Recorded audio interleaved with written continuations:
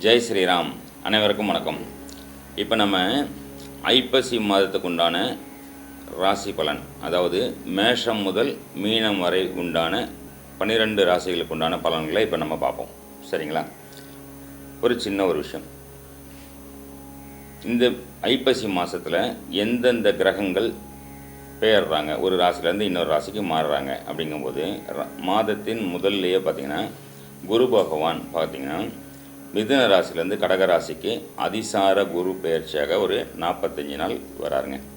அடுத்து பார்க்கும்போது முக்கியமாக ராசி பலன் அப்படிங்கும்போது சூரியனின் பெயர்ச்சியை வச்சு தான் மாத பலனை சொல்லப்பட்டிருக்கு இல்லைங்களா? இப்போ சூரியன் பார்த்திங்கன்னா கன்னி ராசியில் இருக்கார்.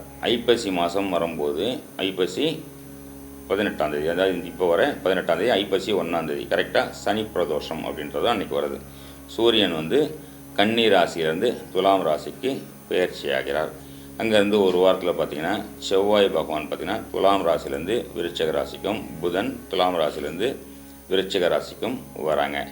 ஏற்கனவே சனி பகவான் பார்த்திங்கன்னா கும்ப ராசியிலேருந்து மீன ராசிக்கு பெயர்ச்சி ஆகிட்டார். ராகு பகவான் மீனத்திலேருந்து கும்ப ராசிக்கும் பெயர்ச்சி ஆகிட்டார். கேதுன்னு பார்க்கும்போது ஆல்ரெடி சிம்ம ராசிலே இருக்கார். அப்படிங்கிற இந்த கோச்சார பலன் இருக்குது இல்லைங்களா? இந்த கோச்சார பலனை வச்சு எந்த ராசிக்கு எந்த மாதிரி பலன் அப்படிங்கிறத நம்ம இப்போது கொண்டு வர போகிறோம். இன்னொரு விஷயம் நல்லா ஞாபகம் வச்சுக்கிறேங்க, கோச்சார பலன் அப்படிங்கிற விஷயமே பார்த்திங்கன்னா 10% தாங்க வேலை செய்யும். அவர்களுடைய தசா புக்தி அந்தரம் அப்படிங்கிறத பேஸ் பண்ணி தான் அவர்களுடைய நேரம் காலம் எல்லாமே வேலை செய்யும். நன்மை தீமைகளை அனுபவிக்கிறதுன்றது பார்த்திங்கன்னா தசாபுக்தியை பேஸ் பண்ணி தான் வருமே தவிர, கோச்சாரம் அப்படின்றது 10% மட்டும் நீங்கள் எடுத்துக்கொள்ளுங்கள். நான் அந்த யூடியூப்பில் பார்த்தேன், இந்த யூடியூப்பில் பார்த்தேன், அந்த பேப்பரை படித்தேன், இந்த புக்கில் பார்த்தேன், நல்லா இல்லை, நல்லா இருக்குது, கற்பனையில் வளர்த்துக்கிட்டு போய் மாட்டிக்கிட்டு கையை காலை உடச்சிக்கிறது. அதே மாதிரி பார்த்திங்கன்னா லாட்டரி டிக்கெட் வாங்க சொல்லிட்டாங்கன்னு சொல்லிட்டு பெரிய காசை இன்வெஸ்ட் பண்ணிட்டு மாட்டிக்கிறது. ஒரு சும்மா வீட்டில் உட்காரான்னாங்க, அதனால் சோம்பேறி மாதிரி வீட்டில் உட்காந்துடுறது. இந்த விஷயத்த 10% மட்டும் எடுத்துக்கங்க. ஏன்னா கோச்சார பலன் அப்படிங்கிறது பார்த்திங்கன்னா 10% மட்டும்தான் வேலை செய்யும். அவரவர்களின் ஜென்ம லக்னமும் அவரவர்களின் ராசியை பேஸ் பண்ணி தான், ராசி என்னும் போதும் மறுபடியும் சொல்கிறேன், ராசி என்னும் போது ஒரு 30%ம் லக்ன பலன் தான் பேலன்ஸ் இருக்க 100%ம் வேலை செய்யுது அப்படின்றதான் உண்மை. அதே நேரத்தில் கோச்சார பலனும் பார்த்திங்கன்னா 10% தான் வேலை செய்யும். இதை கேட்டுட்டு அங்கே சொன்னாங்க, இங்கே சொன்னாங்க, அவங்க சொன்னாங்க, இவங்க சொன்னாங்கன்னு சொல்லிட்டு மனசை போட்டு தேவையில்லாமல் குழப்பிக்கிட்டு உங்களுடைய எந்த விஷயத்தை நோக்கி நீங்கள் ஃபோக்கஸ் பண்ணி போயிட்டுருக்கீங்க, ஒரு நல்லபடி போயிட்டுருக்கீங்க அப்படின்றத பார்த்து அதில் டிஸ்டர்ப் ஆகாமல் கரெக்டாக திட்டமிடல் அப்படிங்கிற ஒரு விஷயம், தெளிவான ஆலோசனை பெற்று திட்டமிடல் அப்படிங்கிற ஒரு விஷயத்தை ஃபோக்கஸ் பண்ணி போனீங்கனாலே எந்த தசாபுக்தியும் உங்களை ஒன்றும் பண்ணாது. தசாபுக்தியே ஒன்றும் பண்ணலன்னும் போது கோச்சார பலன் என்னங்க பண்ணிட போது?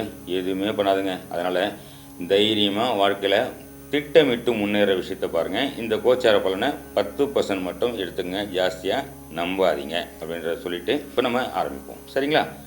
ஜெய் ஸ்ரீராம். தாயுள்ளம்னா யாருங்க ஞாபகம் வருவாங்க? காலபுருஷனின் 4ஆம் வீடான கடக வீடு. 4ன்னா அம்மா, 4ஆம் வீடுனா அம்மா. அப்போது 4ஆம் வீடு கடக ராசி, கடக லக்னம்.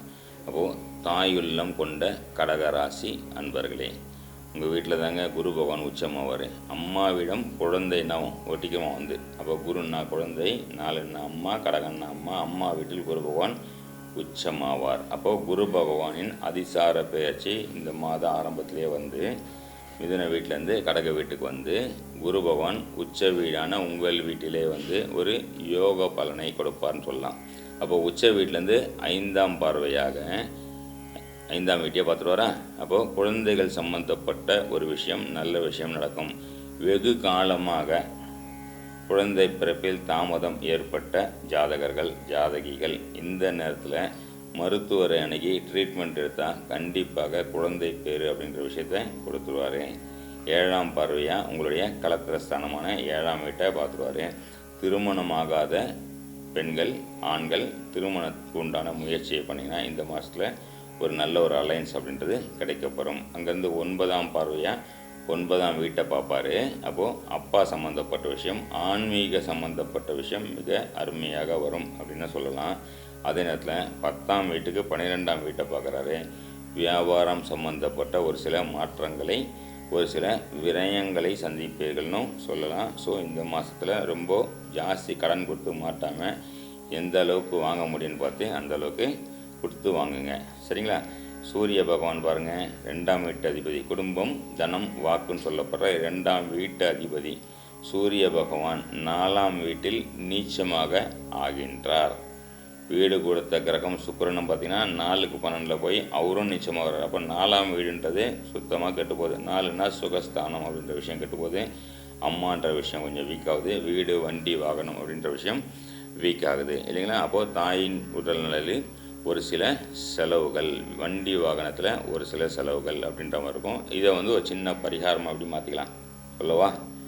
உங்கள் வீட்டை ஒரு சில செலவுகள் செய்து சின்ன சின்ன ரிப்பேர் பண்ணிக்கிறது, வண்டியில் எதனா ரிப்பேர் இருந்தால் சின்ன சின்ன செலவு பண்ணி வண்டியை சுப விரயமாக மாற்றிக்கிறது, அம்மாவுக்கு ஒரு சில நல்ல பொருள்களில் வாங்கி கொடுத்து நார்மலாக பிரச்சனையாகி செலவு பண்ணுறதை சுப விரயங்களாக மாற்றினாலே ஆட்டோமேட்டிக்காக ஜாதகம் நானும் பரிகாரமாக வேலை செஞ்சிடும் அப்படின்ற மாதிரி சொல்லலாம். சரிங்களா? அதே நேரத்தில் ஞாபகம் வச்சுங்க, 6ஆம் வீட்டு அதிபதி தனுர் வீட்டு அதிபதி உங்களுடைய லக்னத்தின் ராசியின் மேல். ஸோ ரொம்ப ஜாஸ்தி கோவப்படாமல், எந்த விஷயத்துலையும் எமோஷன் ஆகாமல் சந்தோஷமாக இருங்க.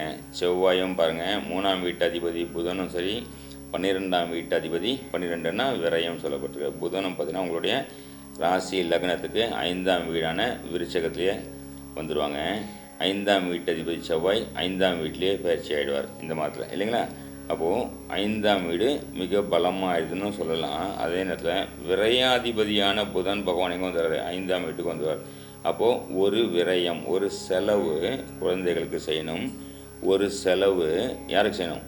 5ஆம் வீடுனா குலதெய்வம். 5ஆம் வீடுனா யார் யாருக்கெல்லாம் அப்பாவுக்கு அப்பா இருக்காங்களோ, அதாவது தாத்தா இருக்காங்களோ, தாத்தாவுக்கு ஒரு நல்ல விஷயத்தை செய்து ஆசீர்வாதம் வாங்குவது, குலதெய்வம் கோயிலுக்கு போயிட்டு ஒரு நல்ல விஷயங்கள் செய்து ஆசீர்வாதம் வாங்குவது, குரு பகவான் லக்னத்துக்கே வந்துடுறதுனால 9ஆம் பார்வை அப்பாவை பார்க்கும்போது அப்பாவுக்கு ஒரு நல்ல விஷயங்கள் செய்து, அப்பா இல்லை அப்படின்னும்போது பித்ரு தர்ப்பணம் செய்து அந்த முன்னோர்களின் ஆசீர்வாதங்களை பெறுவது அப்படிங்கிற விஷயத்தை பண்ணுங்கள். கண்டிப்பாக இந்த ஐப்பசி மாதம் மிக சந்தோஷமான பலனை அனுபவிக்கலாம் அப்படின்ட்டு நான் சொல்கிறேன். சரிங்களா? நன்றி, வணக்கம், ஜெய் ஸ்ரீராம்.